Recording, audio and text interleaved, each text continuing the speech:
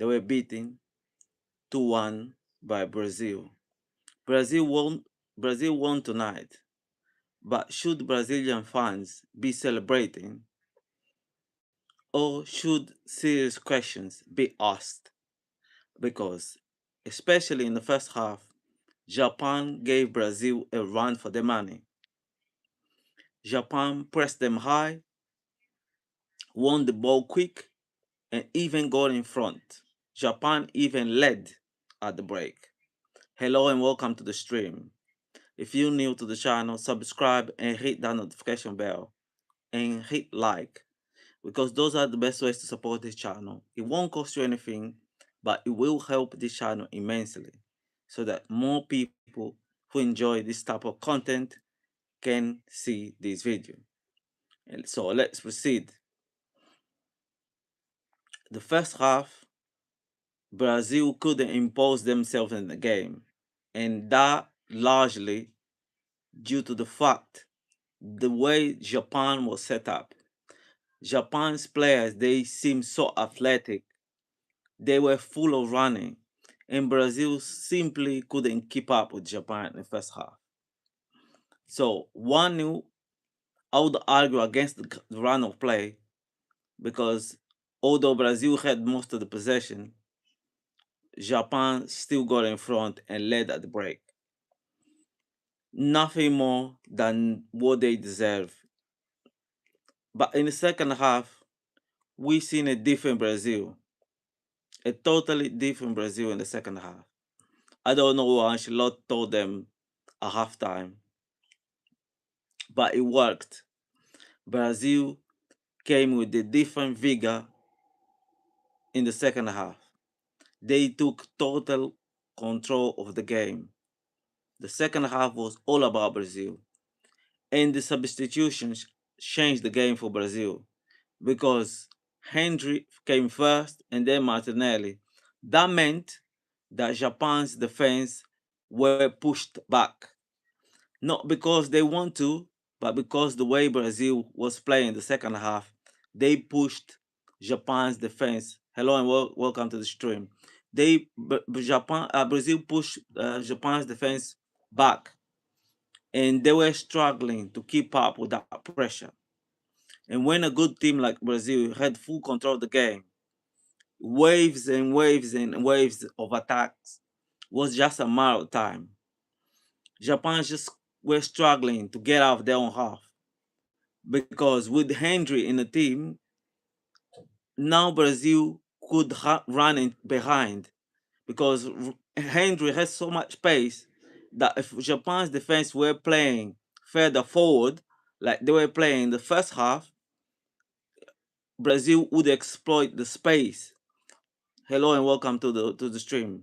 And that's why Japan's defense had to be pushed back, so that they didn't leave that much space for Brazilians attackers to run into. So in the end, the pressure played off, because Casemiro made 1-1. What a fantastic header! By the way, this is what Casemiro did all season for Man United. Goal after goal, header after header. And in the end, when Casemiro left Manchester United, the fans were clapping and crying in the stadium, because he did throughout the season for Man United. He scored so many goals for Man United, and he scored for Brazil as well. So he made 1-1. And then right at the end, Martinelli made 2-2. But the question we need to ask is, if Brazil is struggling this match with Japan, can Brazil still be considered a contender? It's a shame that it's a shame for Japan, because once again they fall at the same hurdle they failed last time, because Japan always get eliminated in the first hurdle or the knockout stage. They never won a knockout stage match. They always lose in the first game of the knockout stage. Unfortunately, they go Brazil this time, and Brazil, being Brazil, even though Brazil went their best, they had enough firepower to eliminate Japan. But Japan should be proud of themselves, considering that they came to the competition with so many injuries.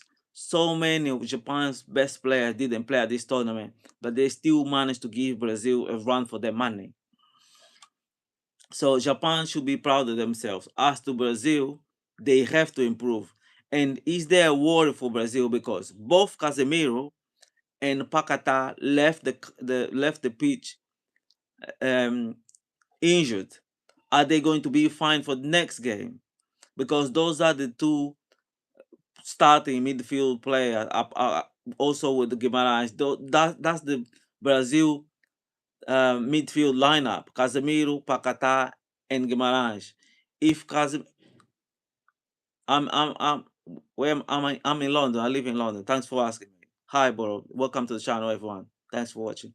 Anyway, yeah, if two Brazilian players, starting midfield players, are not fit for the next match, is Brazil going to be diminished? Probably. So there is a worry there for Brazilian midfield. They're not at the best, and plus two of their players got injured. So I'm concerned about Brazil. If you just joined in the stream, welcome to the channel. I'm Victor. And don't forget to comment, like, and subscribe and share this video because those are the best ways to support the channel. So I'm worried about Brazil in the next match. And if Casemiro is not fit and if Paquetá is not fit, then Brazilian team will be even weaker. But they managed to get through Japan. Well done to Ancelotti for the substitutions. The substitutions played off. The next question I want to ask you guys, especially Brazilian fans, should Henry start next game? And if Henry is going to start, who's going to be dropped? In the end, they threw a lot of attackers because they had to, but they cannot start with so many attackers. As they are struggling already. I would argue that Brazil's problem is midfield. Good midfielders, but Casemiro does no longer have the legs as he used to. So they need fresh legs on that midfield. So they're struggling a bit. And against the better teams, the France, the Spains, the Hollands, the Englands of this world, they will exploit that midfield. They will run through that Brazil midfield like butter. So Brazil need to fix. Brazil need to improve. If they have any chance of winning this competition, let me know in a comment. Are Brazil contenders, or Brazil are struggling against small teams and they will get knocked out by better teams? Anyway, as always, thank you for watching. Don't forget, comment, like, subscribe, help this channel so I can keep producing content for you. And I'll see you on my next video. Thank you for watching. Bye bye.